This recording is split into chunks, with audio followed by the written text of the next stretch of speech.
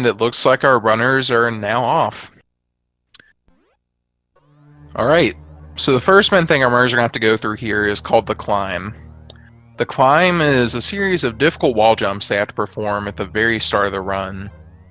Now, if they get a perfect climb, they save a few seconds. If they mess it up, it's not a huge time loss, but it's still nice to nail a really tough trick at the start of the run.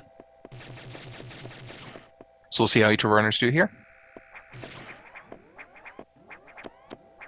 And it looks like MetroidMaster opts not to go for the regular climb there. Let's see if FlipSide gets it. Oh, he messes up the wall jump there. Fortunately, neither runner is able to get the climb.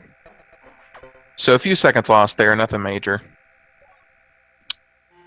From here, they're going to be going to kill the first enemy of the game, which is fairly straightforward. They're just going to try and kill Hornode in 2 shots, preferably without having to preferably within 1 jump. If they mess it up, they'll have to go back a little bit, but again, mostly minor things. Now, you'll notice that our runners are occasionally shooting right as they land from a jump. This is a call to shoot cancel, and the reason they do it is because it actually saves a few frames and allows you to land a little bit sooner than normal. And you'll see them do this a lot just to save some time on landing in a few spots.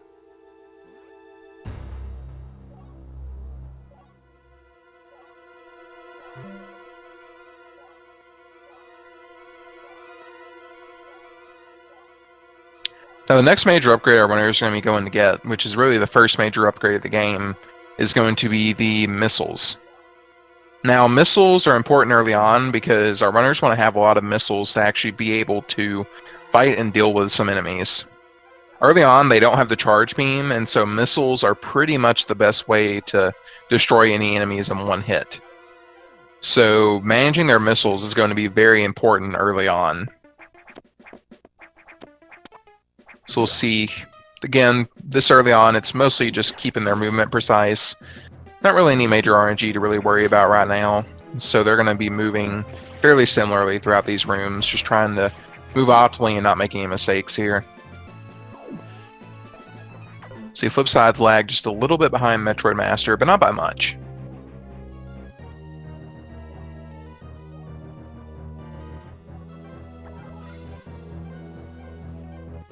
And again, you know, this text is going to be critically important throughout the run because messing up on text could easily lose you free time over someone else. So our runners want to make sure they don't screw up the text too badly, because it's a very easy spot to lose a few seconds here and there.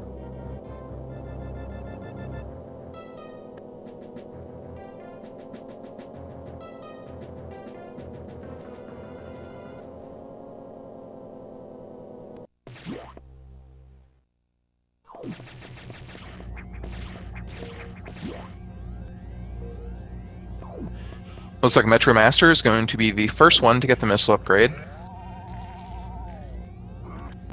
Oh, FlipSide not far behind. Now at this point, they're going to be going to get the Morph Ball. And to get the Morph Ball, they're going to have to fight through the first boss of the game, which is Arachnus. But before they get there, they're going to have to deal with something we like to call an eye door. So eye doors are pretty self-explanatory. They're basically giant enemies that stand on top of a door that you can only damage them when the eye is opened up. Now, an eye door will either expose its eye to you, or it'll open up and fire a beam at you. If it's firing a beam, you can't damage it. And the eye doors, between each time they open their eye, they can fire a beam. They can either fire 0 beams or up to 4 beams. Now, with missiles, you need a minimum of 3 hits to actually destroy the eye door. So they're going to want to minimize that, and one trick you may see them go for is called an eye door double. Whenever an eye door is open, you can line yourself up in the right spot and do a little trick to actually land 2 missiles on the eye door at once. And by doing this, it allows them to get 2 hits in, whereas normally they wouldn't be able to land. They would only be able to land 1 hit. Now this is good not just because of it speeding it up, but because it also means there's 1 less round of having to deal with the RNG beams. So having to deal with less RNG is a huge benefit here.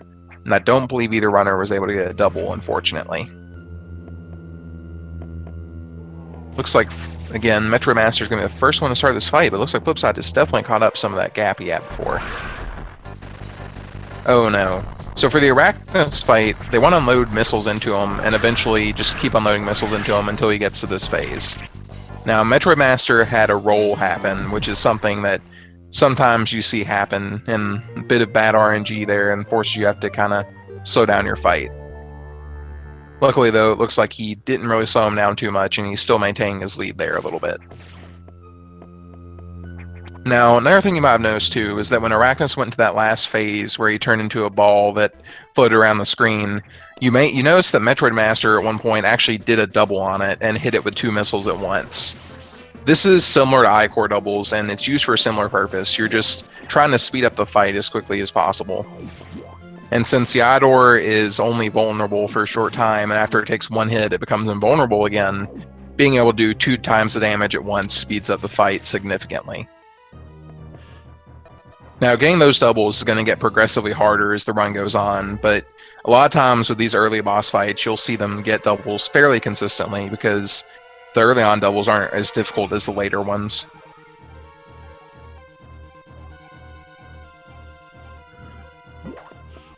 Now our runner is going to be going off to Sector 1, but before they do, we may see one of them grab a missile tank here, and we see MetroidMaster grab it. So MetroidMaster is grabbing the main deck missile there, and the reason for that is because, well, for one, main deck missile means you're most likely going to sit with 45 missiles later on, which our runners might just choose to help out with some of the later boss fights. But one other benefit of main deck missile is that it actually makes the first sector a lot easier to go through. Because of how important missile management is, you want to keep your health up. If you have full health, each enemy you kill will always give you a missile drop. So by having full health, they always get missiles, and usually they don't have to worry about running out. But if their health isn't full, they might get health drops, and having more missiles can make up for any health drops they get when they needed missile drops. So having that main deck missile means they can take a little bit more damage here without being afraid. Now again, ideally they won't get hit at all, but there are a few spots where you pretty much can't control if you get hit or not. So hopefully the main deck missile will be a lot of useful to them for this area.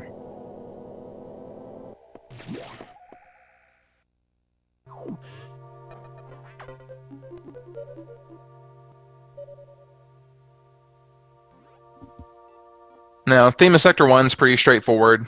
There are these little stabilizers that they have to go through and shoot 3 missiles into to kill each of them, which is part of the reason why missile management is tough. Because in each of they have these things they have to kill that take 3 missiles to kill.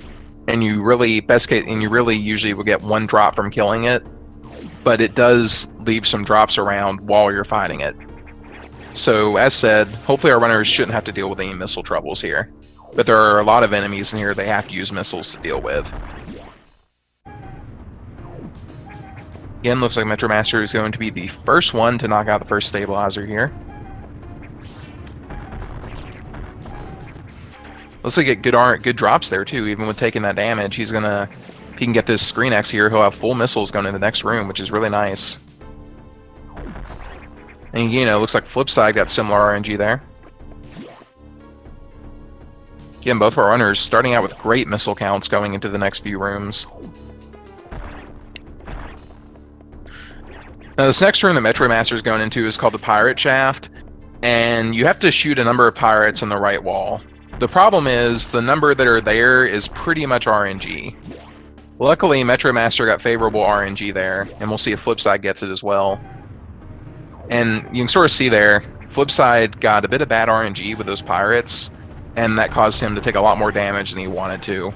And you have some control over it by how fast you fall, but it's mostly just RNG, and you pretty much have to deal with the hand you're dealt. You can toss a lot of missiles down that way and avoid damage, but again, then you're risking losing a lot of missiles, and if you take damage elsewhere, you have less missiles to deal with later things. But it looks like both of our runners have really good missile counts here, so I don't think we're going to have to worry about anyone running out of missiles. They have more than enough to actually make it to the Idor now.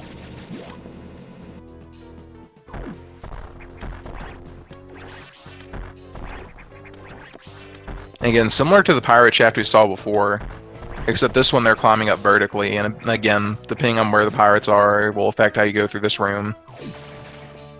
The good thing about this room is that if you have full health, each of these pirates gives you 2 drops. So even if your missile count's low, if you have full health, you can definitely get a lot of missile drops from that area. But again, neither of our runners really need to take advantage of that.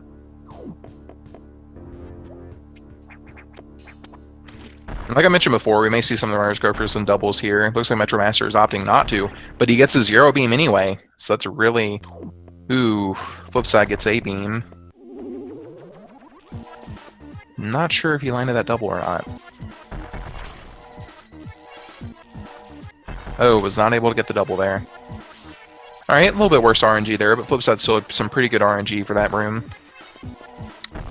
Now, you'll also notice here, FlipSide, and just going to try and land some doubles on this Core X as well. And doing it on these is a bit harder because their only vulnerable spot is that eye. And as you can see, FlipSide actually got one in that fight. But compared to the regular X's, you can sort of lead the regular X's into running into your missiles. You can't really do that with the eye cores as much, because that's the only vulnerable spot they have. So you pretty much have to time it so that your missiles hit them on the eye at the same frame, just like what you kind of do with the eye doors. And now they have the charge beam upgrade now, which is huge. So the charge beam does 26 damage if you hit with every part of it. The charge beam has 3 parts, a top, bottom, and a flare.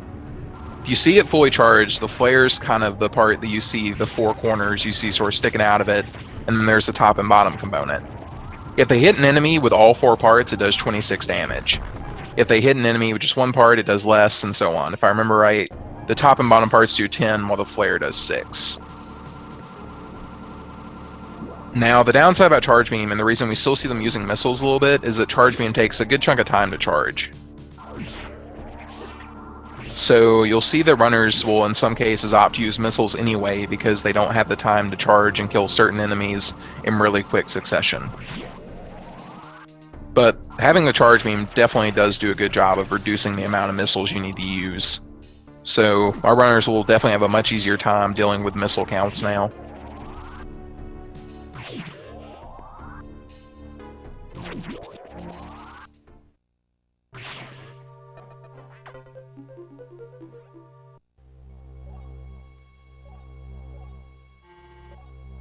Alright, so at this point, both our runners are done with Sector 1 all the way, and they're going to be going into Sector 2.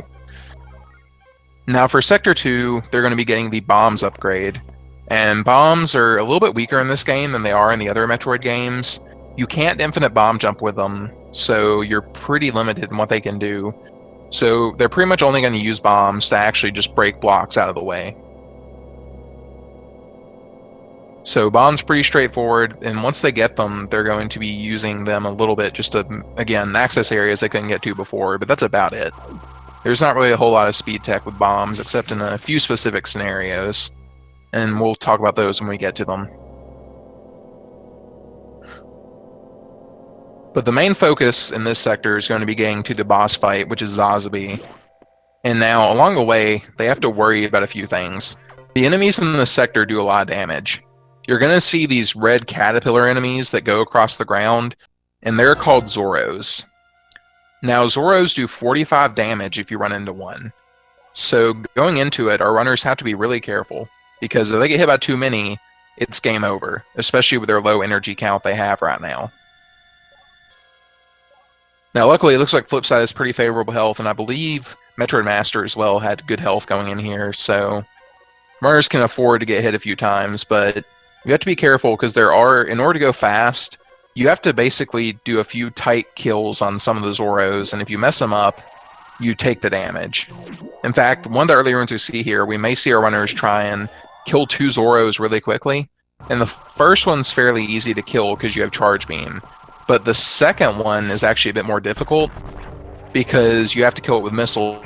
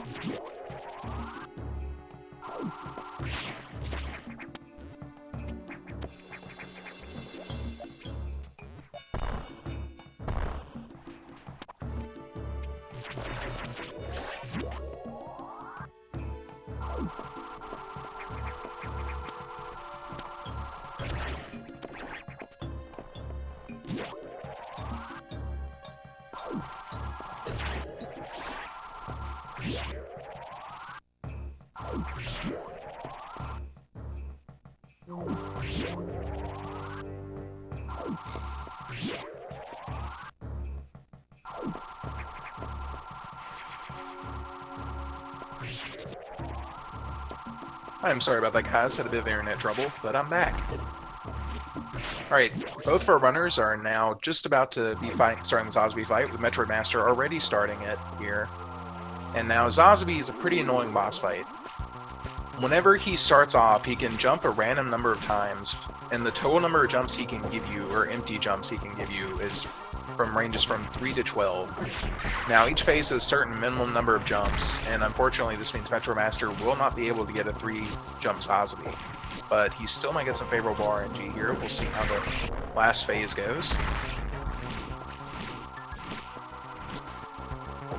Alright, FlipSide's off to a better start, getting no jumps in the first phase. Alright, and MetroidMaster done with the empty jumps. He just has to do this last phase here and finish off the Core X. We'll see if he gets a double. Not able to get that starting double, but still might be able to get one of these two. Alright, gets the second one, nice. Now, it looks like FlipSide's just finishing up the fight. You can sort of see there, the RNG kind of helped FlipSide catch up a little bit there. Now starting the Core X fight as MetroidMaster's leaving the room. Now, the upgrade our runners have now is the high jump upgrade. High jump is actually used here to help out with allowing you to simply jump higher, but it also allows you to jump in Morph Ball. So high jump's really helpful movement-wise because of the obvious increase in jump height, and also allowing you to use Spring Ball everywhere. This helps them with moving around and just getting into a few areas where a little bit easier than they normally would have to. Now you can like jump straight into a Morph Ball tunnel instead of having to bomb jump up there, or just being able to not have to jump over it and morph on your way down or anything like that. So having Spring Ball and high jump is really helpful.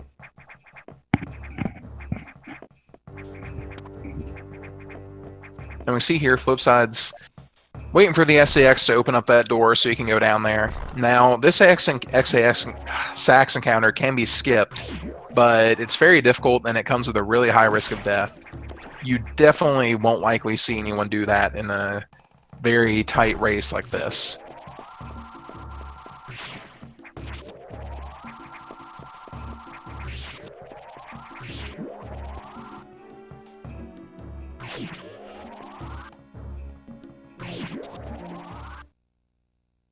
Right, and it looks like both runners are now finishing up Sector 2 and going to be going on to the next sector, which is Sector 4. So I guess they decided to break the number pattern here, but Sector 4 is the only, interesting to note, Sector 4 is the only sector where our runners will actually head left when they get down from the elevator. So, but more importantly, Sector 4 is the water sector. Now, all the water in here is electrified, so our runners will want to minimize their time spent in the water. Unfortunately, getting in the water is faster in a few spots, so there will be a bit of intentional damage our runners have to take here. But it's not a huge amount, and of course, they'll have an eye door before the boss fight, which each eye door drops a red X, which heals all of their health and ammo, at least at 80%. It heals like around, I think, 500-ish health and a good chunk of missiles. I'm not sure what the total max is, but our runners probably will not go past those numbers anyway. So even if they take an excessive amount of damage, as long as they make it to the eye door safely, they should be in the clear. Alright, we'll see how their movement goes through here. MetroidMaster looks like he's going to be the first one to go into the sector, with FlipSide, again, not following too far behind.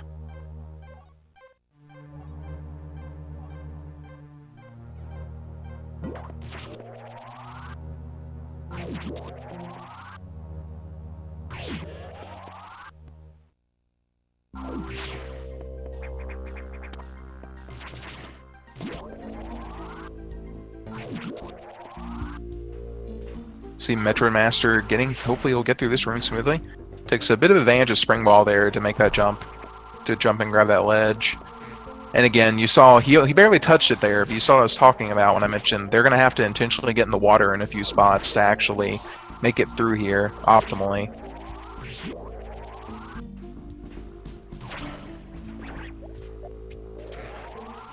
So the main goal they're going through here is to get to the Ceres boss fight. And Ceres drops the Speed Booster upgrade, which is obviously one of the most important speed upgrades in this game. Now, the Ceres fight itself is going to be a bit interesting because there's a bit of RNG to it. Ceres is going to actually move around this room vulnerable after he gets hit, and they're going to want to watch his patterns because after he starts becoming vulnerable again, his patterns will be the same, but he won't actually be moving super fast and invulnerable anymore. So while he's in that state, our runners are going to want to anticipate or react to his patterns that he gives them, and if they do it properly, they'll finish the fight in 2 hits. If you remember, I mentioned earlier that the charge beam does 26 damage. Ceres has 50 health, if I remember right, and if you land 2 charge shots with the flare in both parts hitting, then you'll be able to finish the fight within 2 hits. Unfortunately, that's a lot easier said than done, and it is not always easy to land the second hit. The first hit is usually fairly easy because he has the same starting pattern, but the second hit's where our runners are more likely going to mess it up because Ceres will actually give them different patterns, and they need to not only react, but they also want to position themselves properly so that the second hit will actually hit. Ooh. Right there, unfortunately, MetroidMaster had bopped into by Ceres, which messed up the charge shot there. It was actually a really favorable pattern, but Ceres was not being nice that day, but he's giving him... Ooh. Hey, it looks like MetroidMaster's got to go for one more round here. We'll see if FlipSide can end this in 2 rounds, and he gets it. Alright, nice. So that may put FlipSide just a little bit ahead. We'll see how the Corex fight goes here. Alright, and FlipSide gets 1 double. Looks like MetroidMaster is opting to not get doubles here, and he looks like he is going to get Speed Boost just a little bit behind FlipSide. So as you can see there, the boss fight kind of changed the leader on this race, and now FlipSide's just a little bit ahead of MetroidMaster.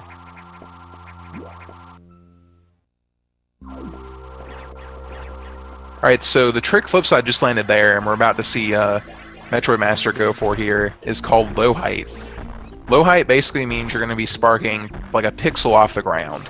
And doing it in this room is fairly easy because you can actually stand underneath that ceiling and basically mash A until Samus starts to spark. But at the end of this sector, they're actually going to try and do a Shine Spark. They're going to try and do a Low Height, leaving when they don't really have the ceiling above them to use as a guide.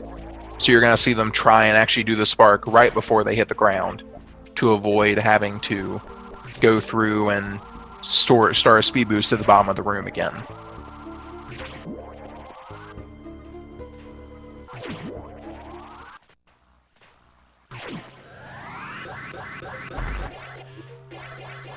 Now we'll see if any of our runners can get it leaving. FlipSide looks like he's going to be the first one to go for it.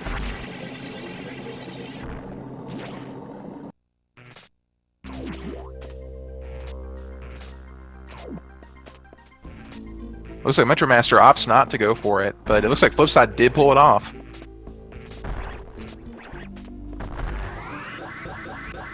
So very good on FlipSide for pulling off that trick. It's not an easy trick at all. And MetroidMaster, again, not far behind. FlipSide only has a very minor lead over him.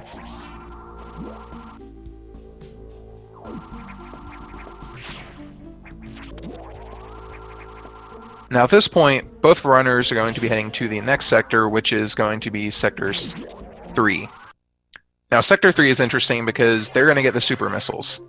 Now super missiles are really nice because, for one, they allow you to start one-hitting enemies with missiles again. You may have noticed in this sector that they haven't been able to one-hit enemies consistently. with missiles, so they kind of use the charge beam a bit more. But you're gonna start seeing some enemies that can't get one hit with regular missiles, and so they're gonna need stronger ones. Now, super missiles are going to be really helpful because super missiles do more damage, and again, their work's similar to regular missiles, but they come with a downside. Every missile upgrade in this game actually causes your, well, in this case, it increases the damage. The main thing that every missile upgrade does is it causes your missiles to accelerate faster, and the cooldown between missiles increases. This causes a problem because it makes it a lot harder for them to be able to use doubles on Core X's, because now they have to time them more precisely because they don't have the same window to land them. And you're going to see this trend continue with each missile upgrade they get, and so you're going to see them have a lot more difficulty in getting doubles later on than compared to what they have now.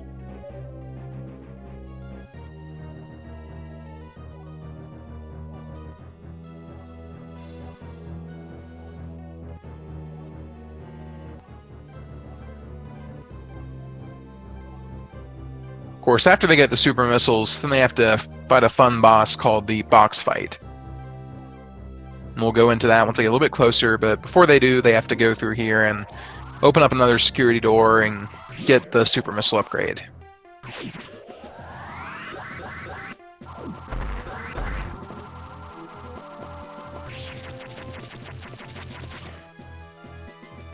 Looks like FlipSide gets a spark there. There's a little bit of a spark they can do here to break through those speed booster blocks and get into this room easily.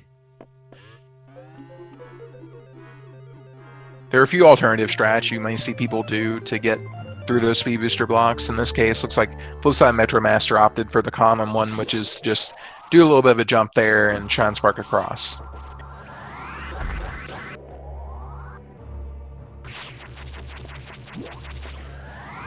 Now, right in this room, we're going to see FlipSide and probably MetroidMaster go for a trick called Shine Break, which is where, FlipSide, I believe he stutter stepped at one point and wasn't able to get it. Looks like MetroidMaster does not get it either, but that actually allows MetroidMaster to reclaim the lead.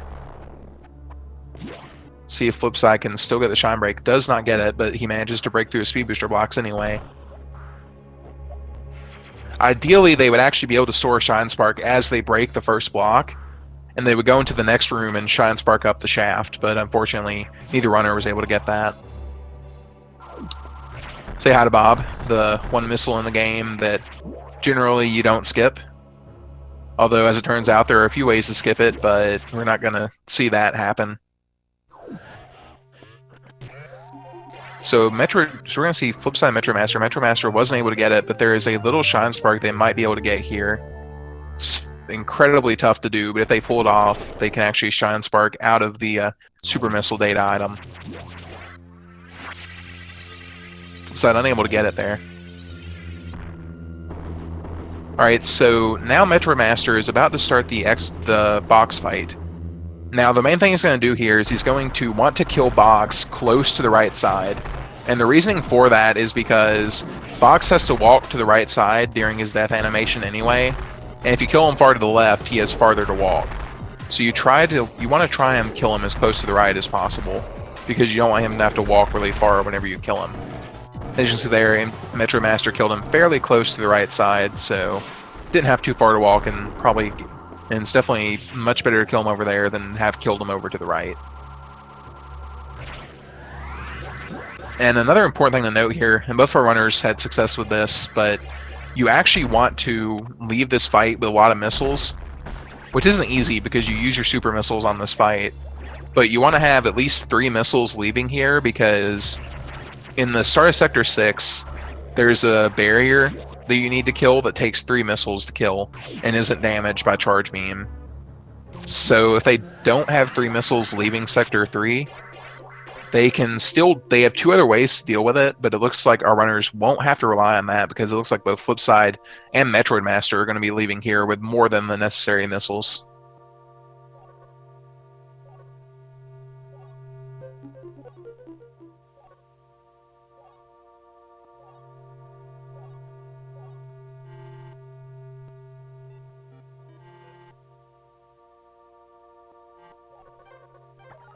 Alright, and looks like MetroidMaster is finishing up the text here and is going to be leaving the sector.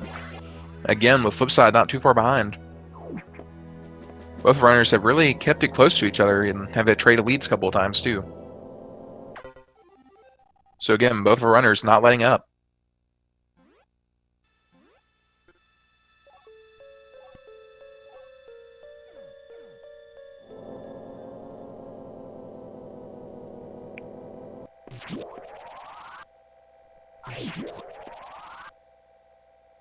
Now, the start of Sector 6 is a bit interesting because the very start, there are these enemies called Ice X's, and if you get hit by one, they deal 69 damage to you.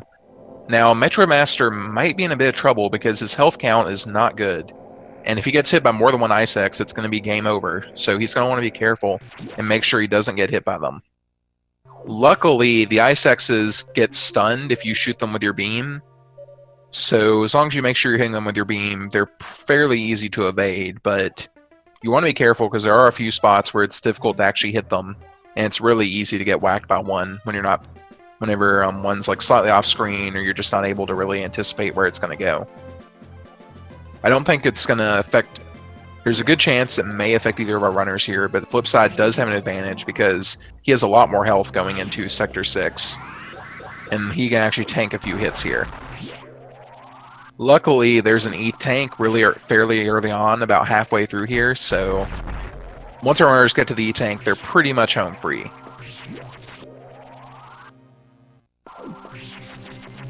See, MetroidMaster stuns that one to make sure it doesn't bother him. And again, he's definitely making sure to keep these guys stunned because if any of them go towards him, he's definitely in danger.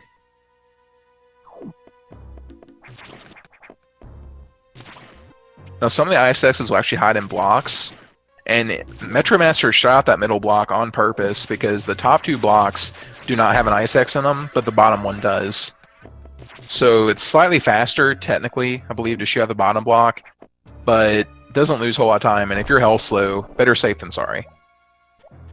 Alright, and MetroidMaster makes it to the E-tank successfully, so he is now in the clear. Not having to worry about any of these ISXs anymore.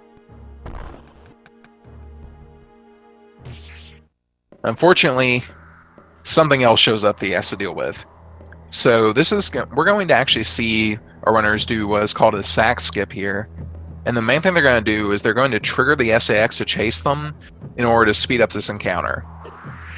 If they don't do this, then what they have to do is they have to wait for the SAX to leave the room, which takes a really long time.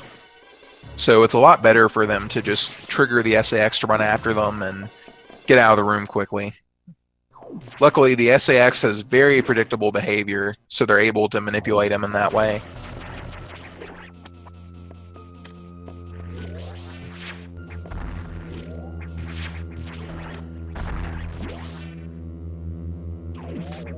Alright, and now MetroidMaster is going to be starting the Mega Corex fight. And at the start of this fight, what he wants to do is he wants to jump up and get inside of the Mega Corex and hit him with the fully charged charge beam. If he does this successfully, he'll be able to finish off hits and boss in 4 hits. Fortunately, it looks like that second hit may have not hit. Now, another thing to note about this boss fight is that if you can land it perfectly, he'll always come from the same spot at the start. But if you mess up even a little bit, he'll change where he starts attacking you from, which unfortunately happened to both FlipSide and MetroidMaster here. So they have to actually fight this guy a little bit differently. They don't want to run into the water because water physics slow you down, and you definitely don't want to be in the water when there's a Corex chasing you. And again, you see them having... This room layout in general is not favorable for doubles, and with the new Super Missile upgrade, life's a bit more difficult for them here. And as you can see here, FlipSide regaining the lead just a little bit. Again, he's not much ahead, only a couple of seconds at this point. But more importantly, our runners have gotten the Various Suit upgrade. The Various Suit reduces damage, but it also lets them go into sectors with extreme temperature. So because of this, we're going to see our runners go to Sector 5 next. AKA the easiest sector to get lost in. Fortunately, going out of here, they have to deal with these blue and purple enemies called puffers. And puffers, if you run into them, if you hit them or whatever, they spit out gas at you that damages you. Unfortunately, pretty much every pattern they can get on the puffers is not favorable, so they're going to have to figure out how to deal with all the annoying patterns they get. Looks like FlipSide makes it through pretty cleanly. We'll see how MetroidMaster's RNG goes here. Not a bad starting pattern. Ew, that... Not good position on the second puffer, but the first puffer was a nice position, so that works out for him.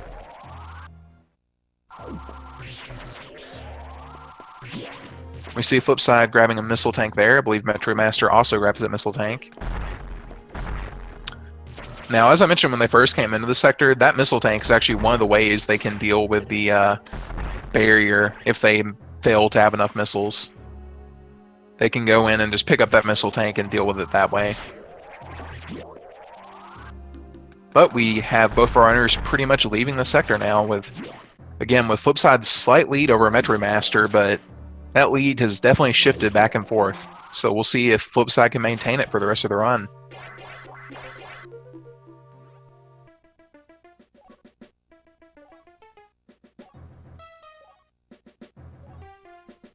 Now, I mentioned before, Sector 5 is known as one of the easiest sectors to get lost in because when you go through Sector 5, well, for one, you go through Sector 5 3 times, which is more than any other sector.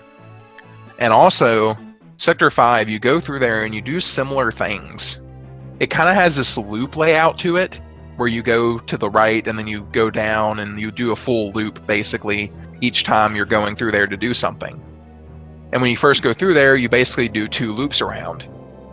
And again, you do it again when they go back down there for the 3rd time, or for the 2nd time.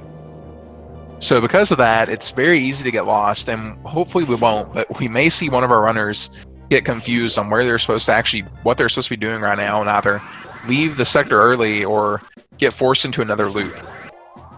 One common thing that runners have done in the past is they go down here, they enable security doors, and they go back to get ice missiles, but they forget to get ice missiles.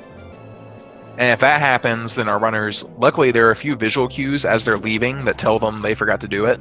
Or I guess I should say the absence of some visual cues lets them know they forgot to do it. So even if they mess it up, it's not a huge time loss as long as they notice the visual cues. But either way, you don't want to go the wrong way or forget what you're doing.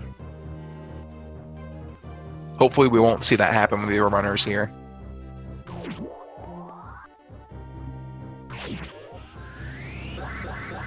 FlipSide is the first in the sector, and he's going to be climbing up this long shaft here.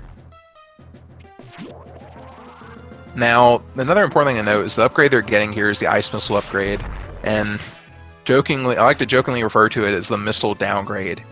So ice missiles make it so that whenever you hit an enemy, the first thing your missiles do is freeze it. Which isn't necessarily bad, except if you need to one-hit kill an enemy to get it out of your way to go fast, you're no longer going to be able to do that. The enemy is just going to be frozen and in your way. Now, not all runners really want that to happen because if they have enemies in their way, it slows them down, even if they're frozen and can't hurt them. So you're going to see them shift using charge beam a bit more after they get the missile upgrade, just purely for speed reasons. And like every other missile upgrade, the acceleration on the missiles increases and the cooldown also increases. So they're going to have an even harder time getting doubles.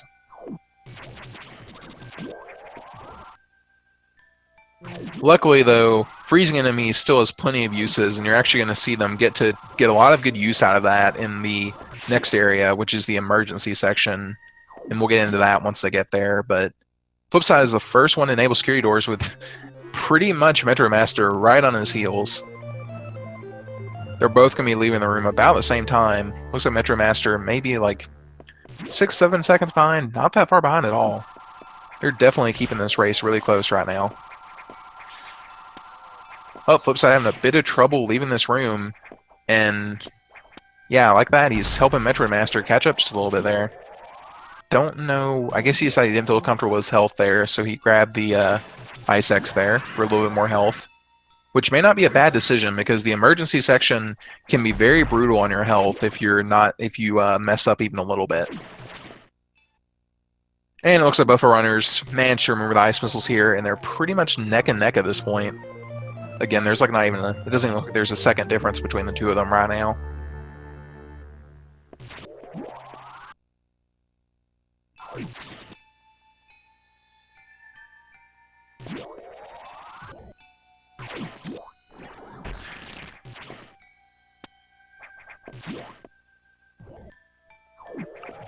And again, MetroidMaster just slightly in the lead, but not by much at all.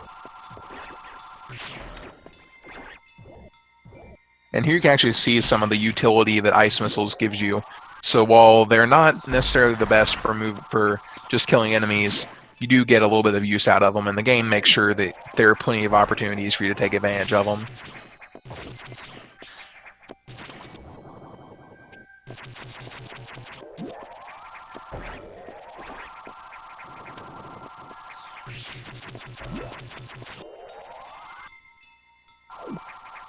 Now, in the background, you saw the enemy fly by. That's what I mentioned before. There's a few hints that tell you if you forgot to do something. If you don't see that enemy floating by in the background, that means you definitely forgot to do something. But upcoming is a slightly more obvious visual cue.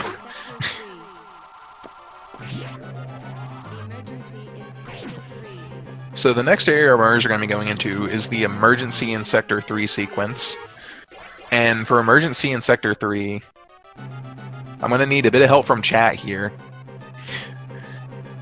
But it's commonly joked that it's called emergency in Franker Z instead of emergency in Sector 3, so feel free to post that in chat. But for the moment, our runner is going to have to be going through a fairly tough section of the game. Emergency is definitely not easy, and it can definitely be damaging if your health's low.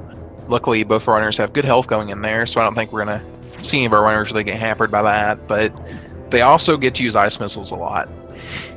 There are quite a few enemies in this area that are really annoying to deal with if you don't have ice missiles. So the ice missile upgrade, allowing them to freeze enemies, allows them to freeze two types of enemies importantly here, which are Novas and Stretchies.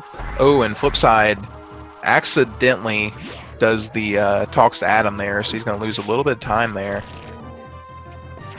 But the enemy you saw MetroidMaster just freeze is what's called a Stretchy, and Stretchies, you can freeze them and use them as long platforms, and you're going to see them actually use that in a few spots to actually advance through here quickly. But they also want to be aware of their missiles, and MetroidMaster's missile count does worry me a little bit because he definitely used a few more than he needed to, and without full health, he's going to have a hard time getting drops, probably. So we'll see how that missile count works out. He may just have to use charge beam a bit more than he wanted to in a few spots. Still believe he'll be fine getting through here, though.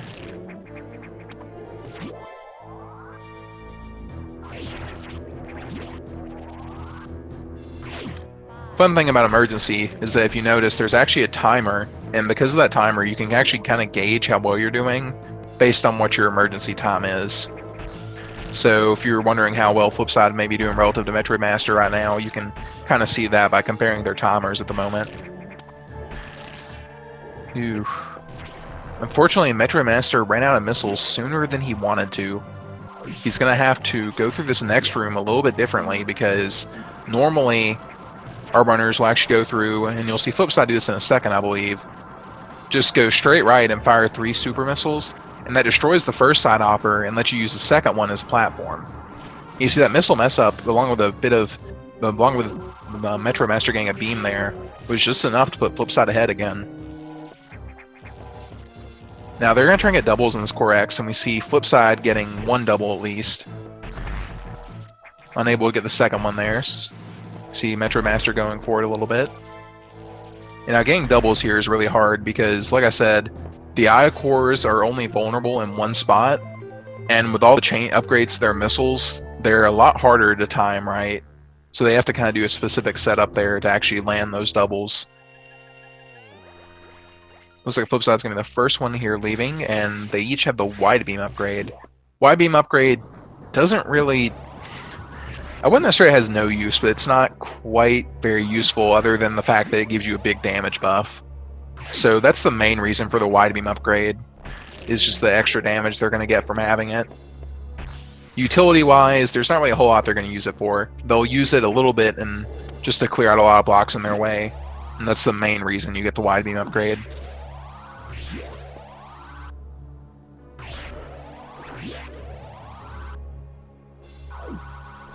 You see MetroidMaster and FlipSide both on their way out of Sector 3, and they're going to be going to the main deck to save the animals.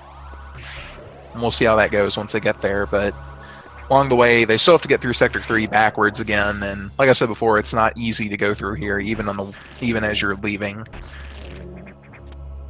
It'll actually be interesting to see how our runners are going to go through here and avoid these stretchies here and take advantage of them to climb up the room quicker.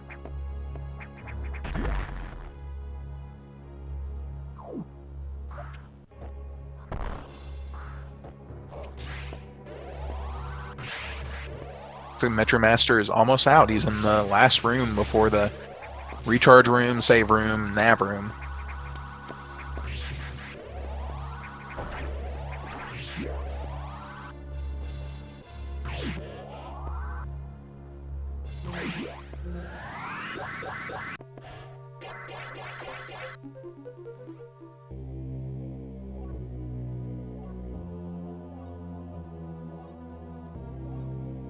So for the main deck, or the animals area, there's going to be a couple of missiles you may see them grab.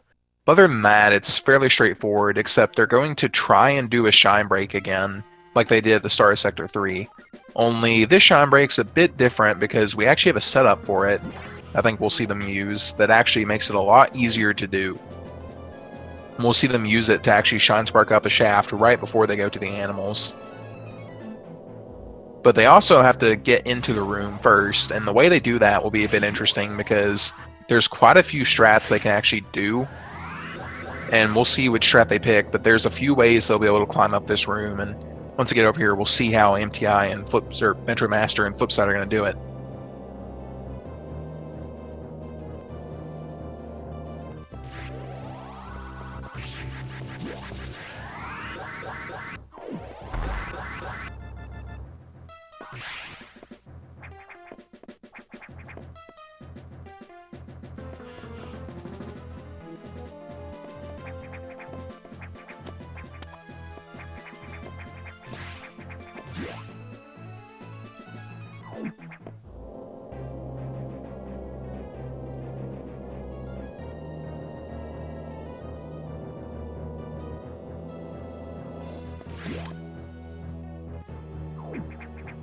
Right, and it looks like MetroidMaster here is going to just climb up that way. There's a few... MetroidMaster went for a jump extend at the start, wasn't able to get it, so just froze the stretchies and went the normal way. Looks like FlipSide did a similar strat. And now, looks like MetroidMaster is going to be doing the shine break the hard way here. So he wants to try and land it right as he breaks that block, but he was unable to get it, and it looks like FlipSide was also unable to get the shine break there. Ideally, there's a spot on the ground you line yourself up against, and once you line yourself up against it, you just run right or run left, and you'll get your speed booster as you go over the speed booster blocks, and that will actually cause them to break, but you'll be on solid ground where you can store the spark.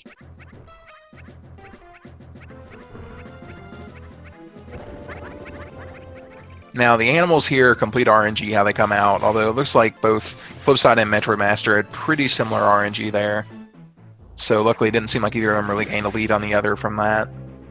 But the animals RNG can definitely mess you up sometimes if they aren't being nice.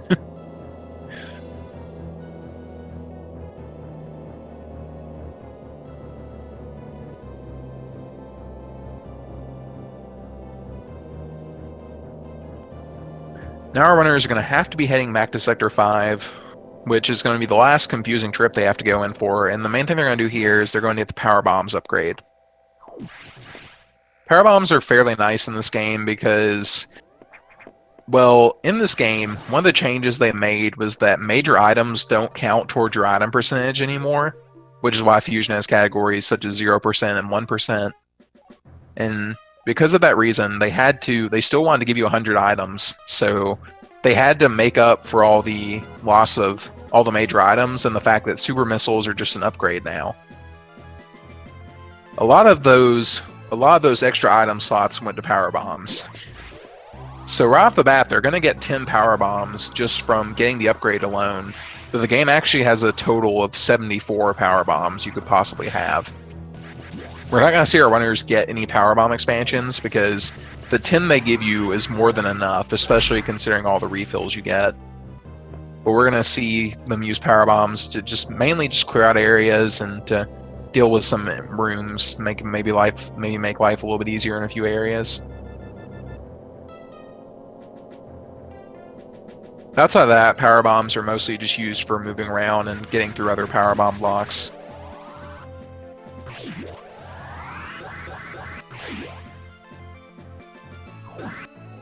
It looks like MetroidMaster is the first one into Sector 5 here, going to be going down the elevator. Have a very short conversation with Adam and going to be getting power bombs.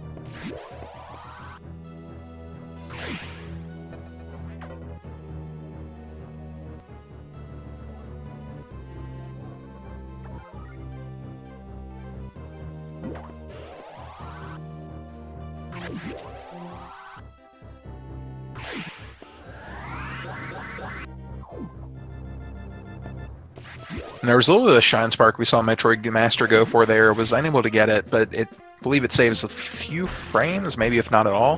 We see FlipSide tries to get it, but runs out just short of the time. But not really a huge time save there, so it's not really a big deal to mess it up. See, FlipSide is going to be climbing up the shaft right behind MetroidMaster. And now MetroidMaster is going to be the first one to get the power bomb upgrade. Now, right after they get power bombs, they're going to have another SAX encounter, and this one's kind of an SAX skip, but not really. The main thing is the SAX is going to be coming from the right, is going to be coming in the room right after you. And generally, even casual play, you're expected to jump behind this pillar and bomb out this spot in the wall and just leave. Well, they're not going to do that, because we got to go fast, so they're actually going to lay a power bomb in the room as they're going through it. And they're going to spring ball up into this hole. Now you may be wondering, why don't they just ledge grab and morph into the hole automatically? Well, as it turns out, you cannot grab ledges while a power bomb is going off. So if they tried to wait for the power bomb to go off, they might run into, oh no. Oh no, poor FlipSide. Gets clipped by that ice beam right there and unfortunately has now died. Now, hopefully, FlipSide will start over here. Hopefully, he will remember to start over here because there is still a chance MetroidMaster could die in the race as well, and he does start over. Yeah, if your opponent, if you die during a tournament race, it's never a bad idea to just start over because there's always a chance that your opponent could also die. So FlipSide not giving up yet and decides to start over just in case MetroidMaster dies here, which could still very easily happen. Fusion is a difficult game, and it's very easy to die in. Even if you're 100% careful, it's very easy to die in this game.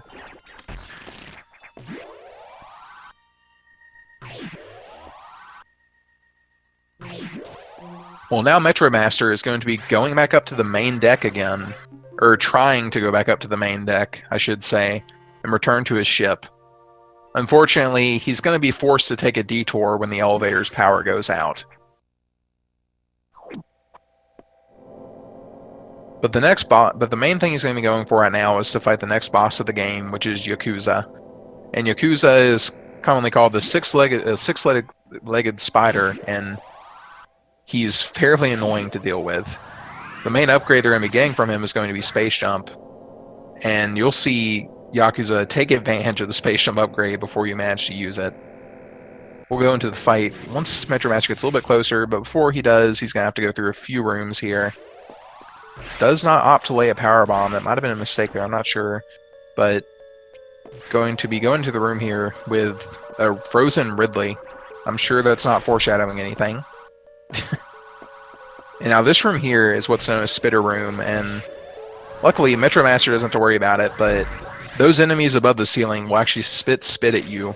And it's pretty much RNG, and if you keep getting whacked by it, you won't actually get a speed booster. And you'll have to actually lay a power bomb to go through that room.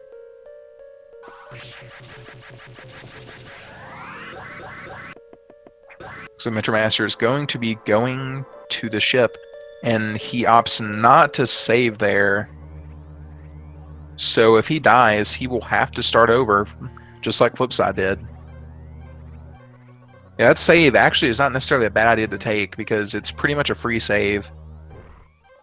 It's the only real time you don't have to really wait for a save room door to drop or anything. Normally when you save and you're in a save room, there's a small little animation you have to wait for before you actually get asked to save. And that's why that save is actually a really convenient spot, because you don't have to actually wait for that animation.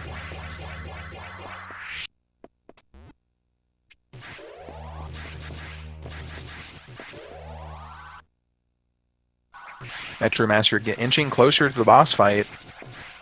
He is about to be in there, coming through here. One thing you'll notice too is that you see a lot of the Space Ride enemies, and each time we see them, it seems like they're stronger. The ones at the start of the game could just got one hit by missiles, and now these that we see now can tank a full, pretty much can tank a full charge shot, and still need a couple of missiles after the fact to kill. So for some reason, these enemies are just grow stronger as you get throughout the game. And this is not even going to be the last time we see them either. They're still going to have to get one more level up before we're done with the pirates. But MetroidMaster is about to enter the fight. Now the first thing Yakuza is going to do is he's going to go around the screen from 1 to 4 times. At the very start of the fight, he's going to open his mouth at the top of the screen, although we won't be able to see him, but you're going to see MetroidMaster unload on him at the start while his mouth's open here. And he uses, you can either really use a few cues to see that, but lands a few missiles in there, and if he landed enough, whenever Yakuza opens his mouth a second time, he should be able to immediately go into his second phase. If he did not land enough missiles, then he's going to have to wait another round. Unfortunately, he's going to have to wait, and every time Yakuza does this, he can do it from 1 to 4 times going around the screen. So you really don't want to miss those missiles at the start or at the first time he opens his mouth, because then you have to wait a while. Right, he's dealt more than enough damage, and he's actually going to be using super missiles to damage, ice missiles to damage his boss fight. And the reasoning for that is because, although your wide beam actually does more damage, using ice missiles is faster because you don't have to wait for the charge time of the charge beam. So you're going to see him use ice missiles here to try and do his fight just a little bit quicker than if he was just using a charge beam. Finished off the fight fairly easily, and now he's going to try and land some doubles here. Alright, gets one double. That's nice. Ooh, gets another double. Very good. Right, so he got a double-double there. Although it wasn't a perfect fight, it was a nearly perfect double. Nearly perfect 4x fight. We see FlipSide already back on the Arachnus boss fight. About to get his Morphball upgrade. And again, you know, there's still a chance MetroidMaster could die in this. So you always want to start over. You definitely don't want to just give up. So now MetroidMaster is going to be heading further on and back into Sector 2. And for this trip, he's going to be going to fight the Nethereye boss fight. But before he does, he's going to have a SAX encounter. Now this is like the only time in the game where you have an SAX encounter that you actually have to deal with. Normally, when you run into the SAX, you can just wait for it to leave the room or wait for it to do something and get away. For this encounter, you don't have that luxury. You actually have to outrun the SAX here. But there is a slight difference you'll see our runners take over what you would normally take when you first go through the room. First go through this area in a casual playthrough.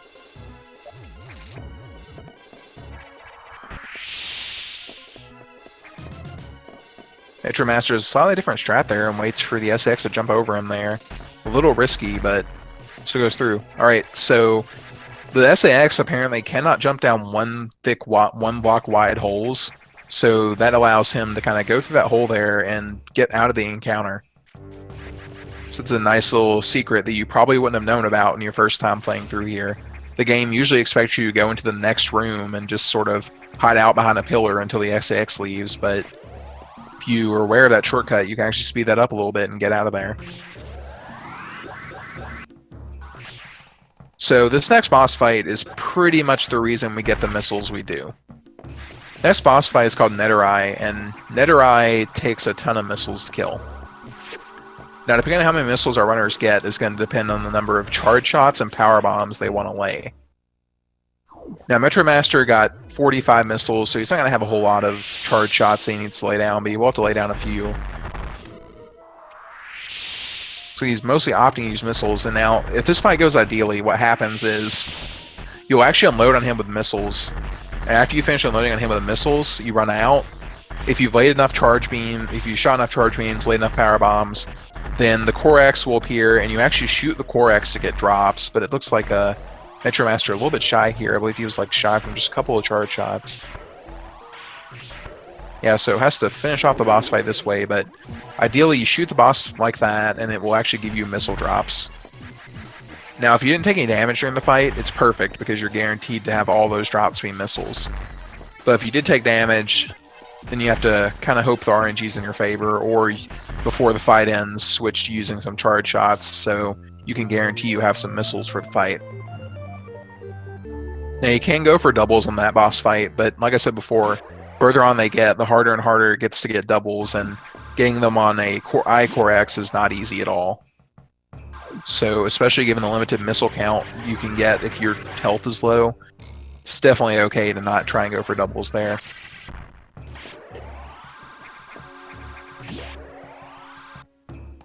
Now, leaving Sector 2, MetroidMaster is going to be going again, for the last time, to Sector 5. Sector 5 is pretty straightforward here in that this trip you're just going to do a very, very long Shine Spark across. And there are a few ways to do the Shine Spark. There's the general way if MetroidMaster gets it, but if he messes it up, he still can go through and get through. Ooh. Still has a backup strat to get through there. And FlipSide having a bit of bad RNG in the pirate wall there. It's really unfortunate. And as I mentioned, when they went through Sector 1 earlier, if you have bad RNG, you definitely want to have a good chunk of missiles, because having your health being full is really important as early on in the game as FlipSide is right now.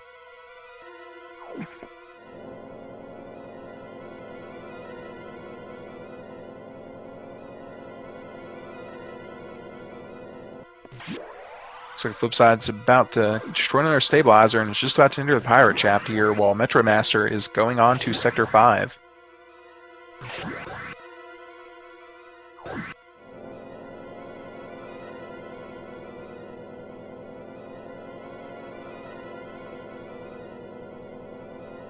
Let's get sniped by that pirate there, but still has plenty of missiles going in here.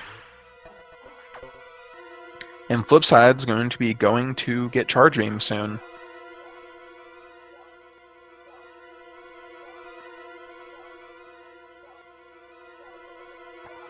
Now we're about to see MetroidMaster going to try and get this Shine Spark trick at the start. It's very similar to the one that he tried to do earlier, except instead of having to worry about jumping through the doorway, he's just going to run through it. Oh, and does not sort of spark. So he's going to try and go for a backup strat here. So they're going to try and... Okay, so what he's going to need to do here... Or he's just going to... I guess he's just going to power through it. Okay.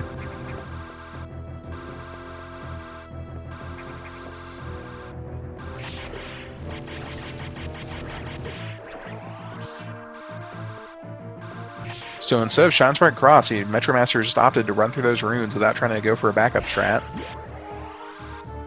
And now he's going to be going into the underwater section of Sector 5. Now again, this section's a little bit annoying because you're having to deal with water physics while dealing with some fairly tough enemies, but MetroidMaster gets through clean. Nice. He only has one more room of this to go, and this room's really easy because you can just buffer a charge shot through there, or you can just do whatever you want to. That enemy is fairly easy to avoid. And MetroidMaster is now going to be going to fight Nightmare.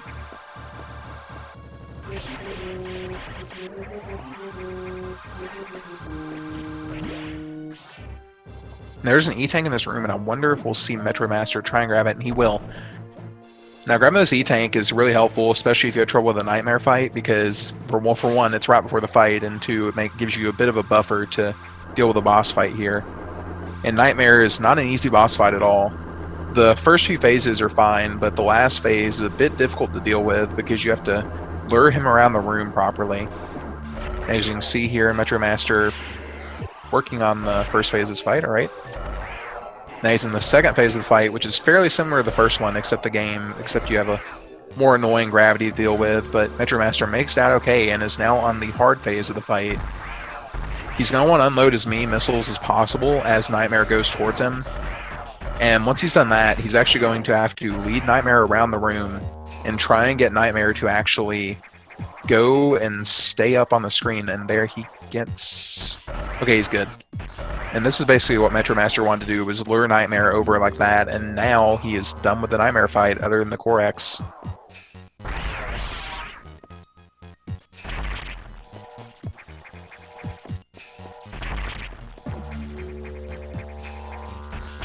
Also, MetroidMaster tried to go for a double there, wasn't able to get it, but doubles in this Core X are not, like I said before, every upgrade they get just makes the doubles more and more difficult to do, and it is not easy to get the money in these boss fights, and in a lot of cases, too, going for doubles, especially if you can't get them consistently, going for doubles can be slower if you have to set them up and then you still miss them anyway. So a lot of times it might just be safer to try and not go for the doubles, and that way you don't lose nearly as much time as if you went for the setup and then failed it.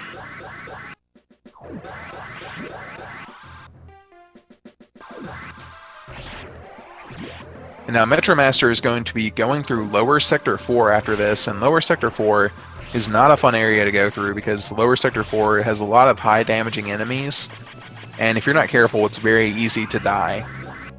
In my personal opinion, Lower Sector 4 is the most dangerous non-boss area in the game, just because of the sheer amount of risk you have of getting hit and taking too much damage.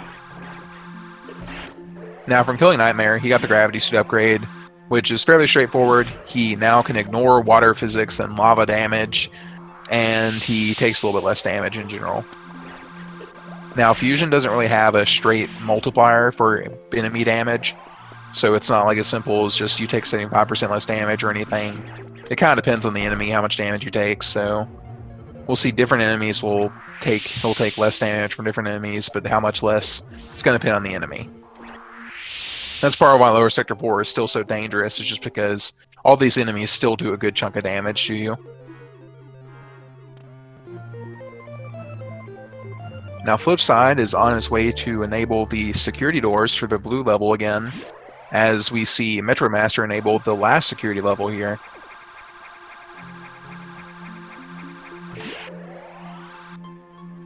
Now MetroidMaster has a few more rooms to go through, but at this point I would say he's fairly in the clear here. These last few rooms aren't too bad to deal with. You have to deal with some annoying pirates, though. These fish pirates, as I like to call them, can definitely get in your way and do a good chunk of damage. So you have to be really careful around them.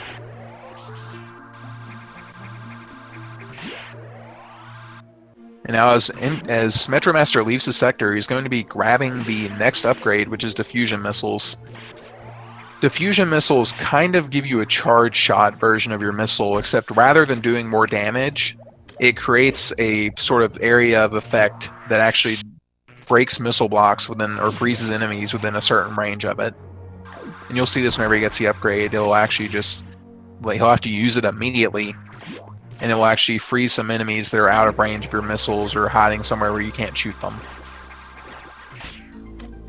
The only downside about diffusion missiles is, like every other missile upgrade, acceleration increases, and so does the cooldown, so your life becomes a lot harder with getting doubles.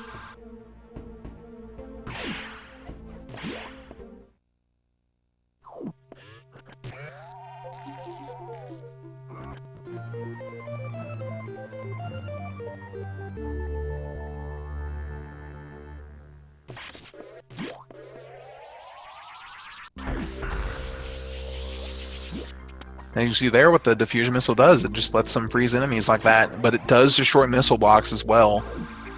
So that can be really helpful in a few spots. We're actually going to see MetroidMaster do that after he kills the next boss fight.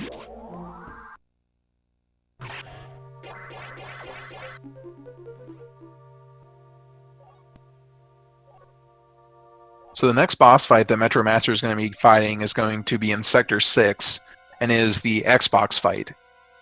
Now this is going to be similar to the box fight from before. The main difference is, instead of laying down bombs that drop fire pillars, Xbox is going to shoot missiles at you. And the ceiling is also going to be lower. This is interesting because it changes the angle that they'll be shooting at him from, and it also means that when the box jumps, it has a much greater chance of knocking you off because you have less height to avoid its jumps. So the Xbox fight is definitely harder to do quickly than the original box fight, for sure. And we'll see how MetroidMaster's fight goes.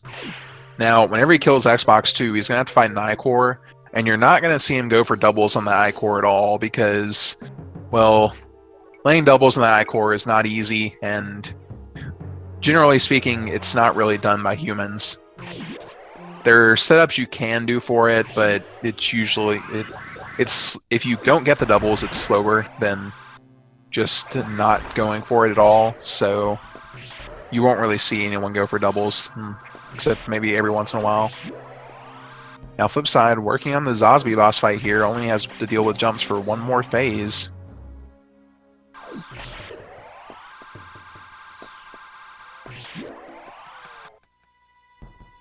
Looks like he's going to finish off Zosby. He only has to worry about the last phase here, which Zosby always jumps on that phase correctly. Does not quite get the double. Gets a second double, though, so now he just needs to set up the sweet spot here. And we'll get sweet spot, but he gets pretty close to it.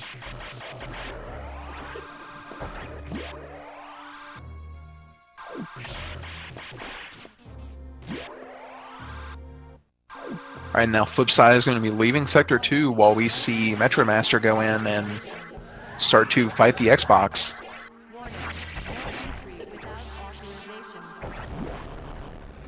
You're actually going to see MetroidMaster stand in a specific spot at the start, because the start of the fight, the Xbox pretty much behaves the same every time. We're actually going to see MetroidMaster try and do a little bit of a setup here if he can, and land in a perfect spot. Unable to get the setup, so he's going to just line himself up so he can hit him with diagonal shots afterwards. Unfortunately, the Xbox's legs kick up really high, and that actually makes it fairly difficult to land diagonal shots along with a lower ceiling.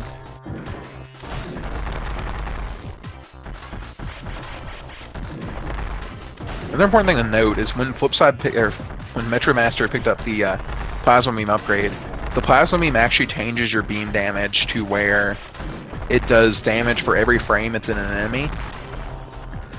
And against some bosses, the reason we haven't really seen that being abused too much is because most of the bosses now are designed to where either the beam only stays in them from like one frame, like a Light Nightmare, or as in the case of Xbox, its legs and its body can partially block your plasma beam, and that reduces the damage potential. So it's just faster to use super missiles for this fight, or you can always open up with a charge shot, but sequential shots are not going to be plasma beam shots, they're just not worth it. But we see MetroidMaster getting it through the fight no problem. Now has the Wave Beam upgrade, which again is pretty straightforward. The Wave Beam just allows him to shoot through walls, and you'll see that. Let him go through a few gates like that, the opposite side they're intended to. And at this point, he has all the beam upgrades except for, well, one upgrade that he'll be getting right before he finishes the game. But other than that, he pretty much has all the beam upgrades at this point, and he's on the final trek. He only has 3 more boss fights to go.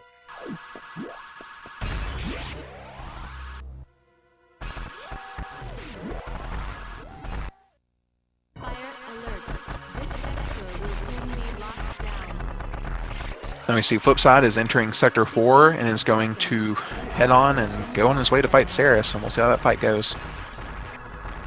But MetroidMaster, in the meantime, is going to be heading towards the Ridley fight.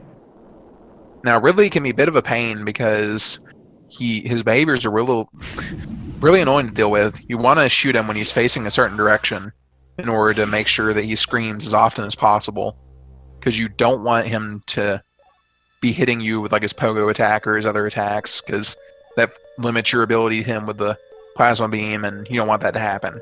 Because of the Ridley fight, most of Ridley's body is vulnerable to the plasma beam, so you actually will see him using the wave beam on that fight in order to maximize damage, because it's better than just using the ice missiles. Now, there is an E-Tank on the way, and we may see MetroidMaster grab it, and you'll actually get to see him use the diffusion missile to destroy some blocks if he does this. If not, you'll still see a spot where we'll actually get to see diffusion missiles being used to get rid of some missile blocks that are in the way but difficult to hit.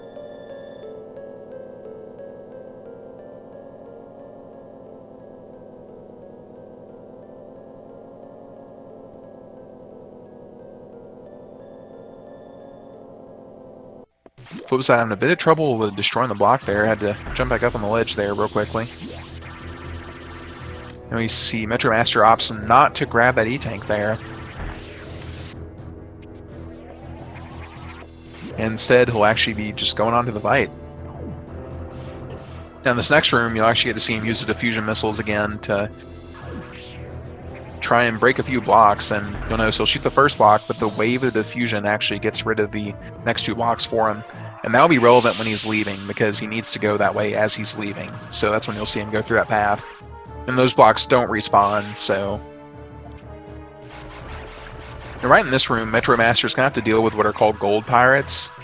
And gold pirates can only be damaged from shots to the back. Now, an important thing to note is it only checks which direction Samus is facing for the damage. So you saw him there, he just turned around right after he shot. And by doing that, it allows him to damage them from the front, basically.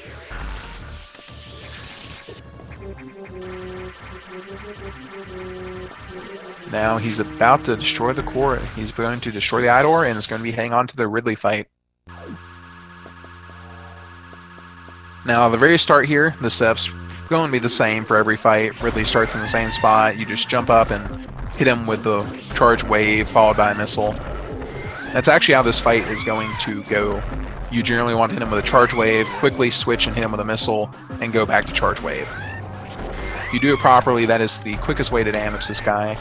And he's going to also want to hit him with as many diagonal shots as possible, because the diagonal shots do more damage than regular shots because of the plasma beam being inside of Ridley for longer.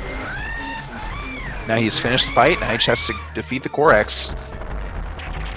Goes for the initial double there, doesn't get it quite.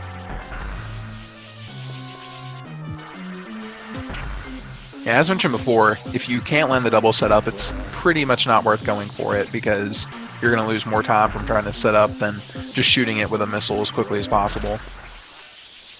Right, and he gets a sweet spot as he's leaving. Nice.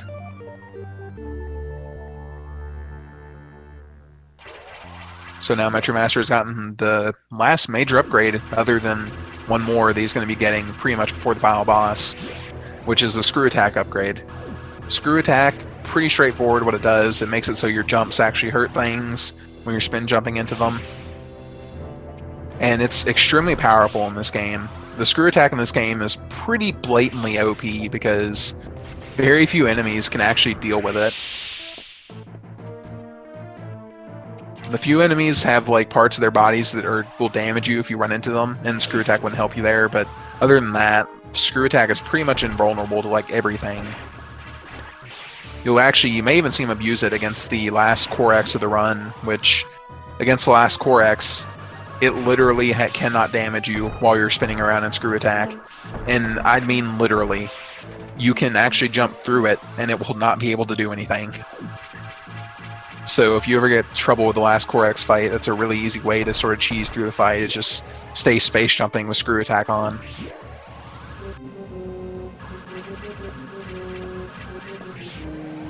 But before we go, MetroidMaster has to go through the longest text box in this game, and it is incredibly long, and we'll get to see MetroidMaster. We'll have a lot of fun text mashing through that. While meanwhile, FlipSide has made it out of Sector 4 and is now on his way to Sector 3. And we'll be getting the Super Missile upgrade.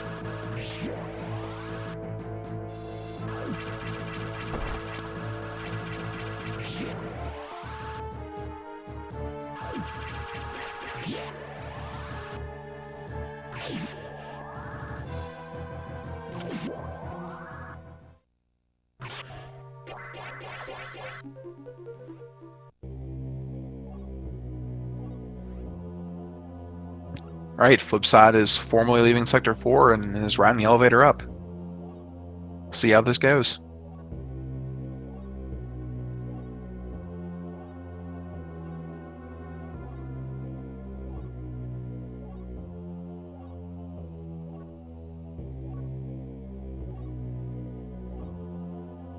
A lot of wonderful lore dump going on the left side here.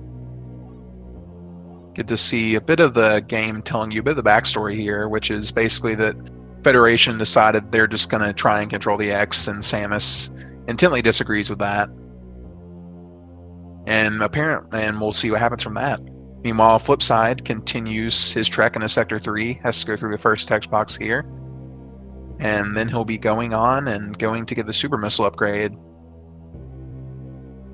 And again, like I mentioned before, Super Missiles are a pretty pivotal upgrade at this point because of just the fact that a lot of the enemies are starting to resist your missiles. So being able to kill one hit kill enemies with missiles again is really helpful.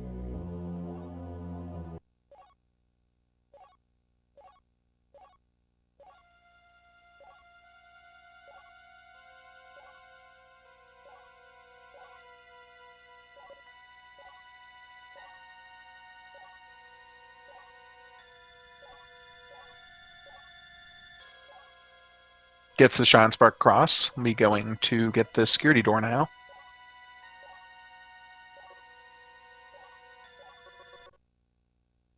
MetroidMaster pretty much done here. Only on the pretty much done with the text here. He's on the last of the text boxes. Just needs to finish going through, and we'll be heading on to the main deck again to fight the SAX. Now the SAX fight is going to take place in the same room that you saw, the same big room that you saw them go into before they get missiles. And MetroidMaster, I don't know how he's going to do the fight, but there's a few different ways you can do the fight, and there's even a stun lock you can do. It's not an easy, but you can actually do a stun lock on the SAX's first phase, and that allows you to finish the fight without much resistance. However, the stun lock is not easy, and we may not see MetroidMaster go for it, because if you get it and if you mess it up, you can be worse off than if you didn't go for it in the first place. So you want to be really careful during the SAX fight, because the SAX is on one of the few enemies that can actually hit you out of your screw attack, because the SAX also has screw attack. So you have to be really careful in the fight. You can't just cheese it around with screw attack anymore.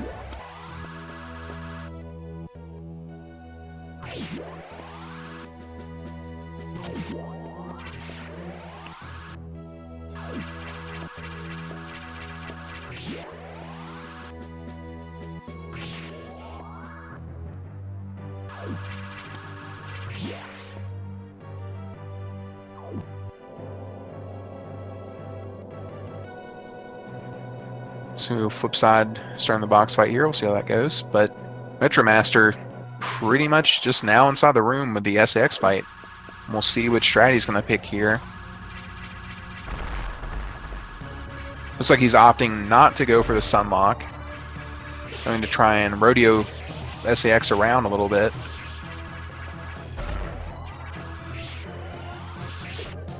Doesn't want to get too much.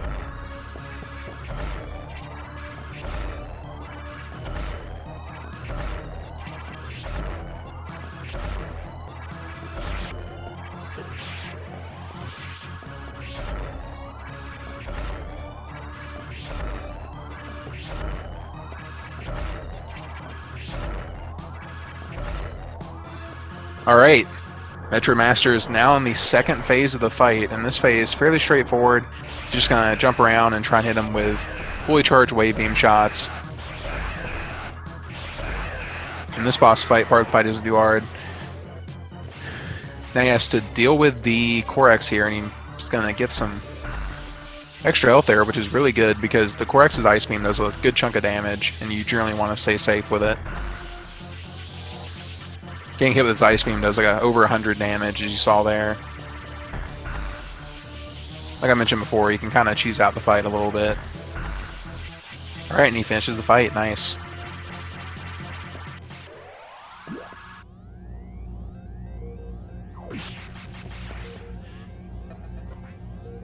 Propulsion sequence activated. So MetroidMaster is now in the evacuation sequence and has one more boss fight to go.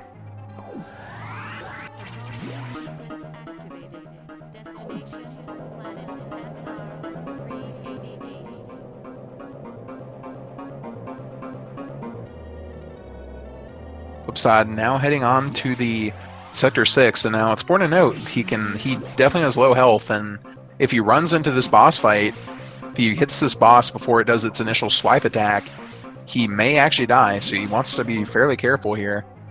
Now, normally the way the last boss fight starts is the Omega will actually swipe at you and knock you to 1 health and knock you in the corner and start a cutscene. But if you mess that up, then if you run into it and you have low enough health, it may actually kill you outright. The MetroidMaster right here is going to try and do a low height while he's leaving here, and we'll see. Unable to get it. Looks like he ran out of the spark. So we'll have to go through this room manually, which loses a little bit of time, not a whole lot.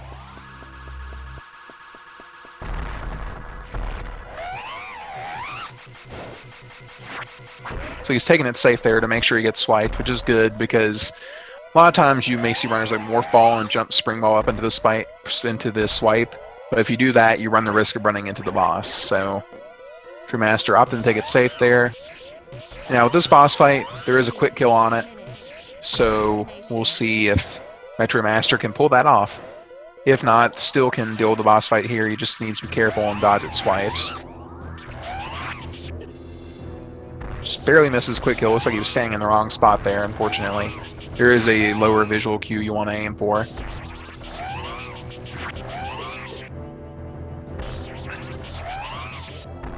Almost done with the boss fight. Just needs to land a few more shots, and it's done. Alright. MetroidMaster has defeated the Omega Metroid and is done. Congratulations to MetroidMaster for winning the race here.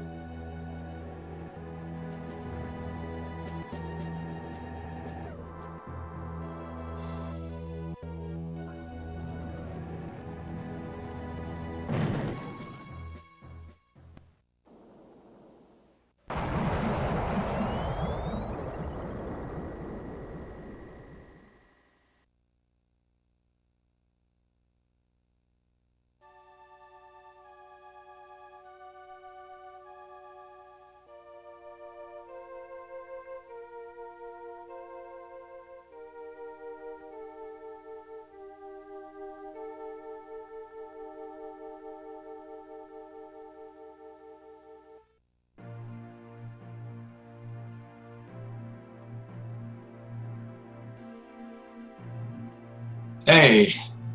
We have MetroidMaster with us now. Hey, what's up, Congratulations, guys? man. Oh my god. I was so close to PBing, and then that sax fight was just awful. Like, oh my lord. I had some good fights, and I had some terrible ones. Alright, so I hear FlipSide died or something. I was lurking in Speed Gaming chat, and I just saw Rip FlipSide. I'm like, what happened? Yeah, unfortunately, FlipSide died during the run, unfortunately. Oh no, where'd he die? I have to go... Be completely honest with you, I don't remember offhand. Oh man.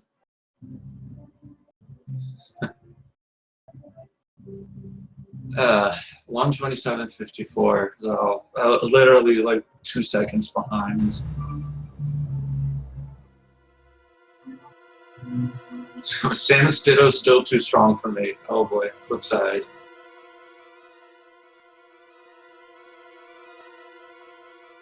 Oh, Sector 5 Sax. I think that's where I died on my first race against JC. I had dropped my power bomb too early, and it cleared like all but one block, and I got sniped. Yeah, FlipSide had just got a bit unfortunate there. He ended up getting sniped by the ice beam. Oh, right on pace. So, like, what were we, like, synced or something, or like neck and neck? You guys were trading back and forth throughout that entire race up to that point. Oh, you guys man. were pretty much riding each other's tails for the most part. That's insane. And there were definitely a few lead swaps. That's insane. Probably at like boss fights or stuff where like one of us was losing time somewhere or another. Yeah, it was really unfortunate though how that had to end there. Yeah, that was. But congratulations for winning, and gonna go ahead and ask you, how do you plan to prepare for your next match versus Slendermax? Slendermax. I'm not even sure who Slendermax is, but I imagine if he's already won some games, then it'll definitely be interesting. For prep, I'll probably have to do some more runs as I have time. You know, working 2 jobs makes it hard. Oh yeah, definitely. That would that would definitely have to hamper your ability to practice too. Oh yeah. Well, that and I just for whatever reason have never liked emulators. So like practicing with save states probably should be a thing. But I guess since BizHawk is a thing and we can make it accurate to the console, then I guess I can try that. I just wish I had a way to get my SP to be usable on a PC instead of just having it stuck with GameCube. Right, and we have FlipSide with us. What happened, dude? Well, what happened is I got wrecked by Sector 5 sacks. I was a frame too late to getting to the door. Oh no! You didn't like jump right? Like you couldn't jump through it or something? I didn't. It's gonna be well enough off to get through the door. But Gotcha. unfortunate. That's crazy. I mean, I've had this a similar thing happen to me on my race against JC. I was talking about it earlier, where I dropped my power bomb one tile too soon. Ooh. And it destroyed all the blocks except one, and then the sacks caught up to me and just shot me to death because I couldn't get another power bomb off in time to be able to escape. So apparently we were both like neck and neck throughout the entire race. That's what I heard. I'm really saddened by that death now after hearing that. Gearing up to be a good race. Oh yeah. Apparently people were questioning why I didn't save, and I'm just like I was lurking in the chat when I saw that. I was wondering, one, like why you didn't die quit. I guess you were thinking I might die as well, and we would just go back and start over. Who knows what? Like, honestly, considering that Yuri, my first opponent, almost died in Nightmare. Oh wow. I reckon this time about I should probably restart, even if so. Yeah, I had some close moments, and I was like actually getting scared, but somehow I was able to like keep calm and finish up. My sacks was like I had 46 health left at the end of that. I was like, that was way too close for comfort. It was just I guess didn't charge enough on some hits, and I took like a screw attack, and I was just like, well, okay. I knew I was. My final thought on this race: I knew I was on low health before I was about to die. Yeah. But my thought was, okay, if I can make it back to my ship, I can save, have a good foot in the door if I do end up dying. Yeah, I was very tempted to save, but I was like, nah, I don't want to mess up my new Game Plus file. I kind of like having that. But I guess it worked out in my favor, kind of. Indeed. Yeah, I had not even noticed your low health flip side going in there, so that really caught me off guard whenever the ice beam got you. Yeah, I was thinking like I have wanted to save before Xbox, but then I had that fight, and I was like, oh well, okay, I'm okay with this.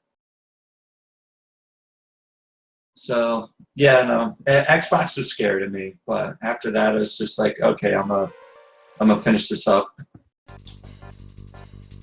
At least I didn't pull a monkey on that exhibition.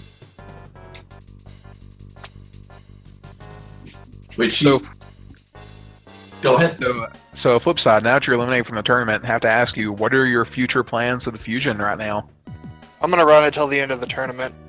I'm also gonna hop on commentary a bit now that I have some time to do so. All right. And then after the tournament, I'm gonna go run Sonic Advance. That's a good game. So. I don't know. I want to continue Metroid Fusion, see how much further I can take this time down, because I should be able to get a 54, especially after how that. What was it? I cut time like a huge amount of time on my Yakuza fight. So I know I can cut another minute off this. So just got to keep at it. All right. Well, again, congratulations to you, MetroidMaster. And while we're at it, I'm going to mention for future Metroid Fusion 80% matches, we have one tomorrow at 5 p.m. between Strizer 86 or between Strizer and Destructor. And then after that, we have a really stacked Thursday with 4 races that will be going on Thursday. One at 6:30, 2 at 6:30. One of them is between Monkey SMB and Rasu 123, and the other is between Phazon Knight and Hercules Bench Press. Then later on at 8:30, one between Mr. Shasta and Den starts. And at 9, C Scotty W versus me, Next Gen Gamer 9. Oh shit. That's going to be a heck of a run. And then Friday we have one at 6:30 which is Expired Your Ear versus JC87. Nice. You know, I might actually be able to commentate on the Thursday runs because I'll have that afternoon off. So hopefully I can see y'all on there on commentary side. Right, and on Speed Gaming, it looks like the next thing we have right now is starting at, looks like at 3 p.m. or Central Time, so I guess that'd be 4 p.m. Eastern, is a race on Ori. Also a very fun game if you like your Metroid-style games. Good Metroidvania. And then later on, we have, and there's also going to be on Speed Gaming 1, looks like an FF1 race for the PSP, starting at 5:30. So, and then there's a lot more going to be starting after that. All the Speed Gaming channels are going to have some stuff on them, or most of them, with Rockman 2 after the FF1 race on Speed Gaming, and then a Super Metroid race will be starting on Speed Gaming 2, with Final Fantasy 1 Randomizer League on Speed Gaming 4, and Rockman that starts at 8, and then at 9 there's going to be Rockman 2 on Speed Gaming 3. So, got a lot more stuff on Speed Gaming today. Sounds like a good time. Right. Thank you everyone for watching. I think we're going to head out now. Hope you guys enjoyed the race, and hope to see you guys for future races too. Thank you guys for coming out. See you next time.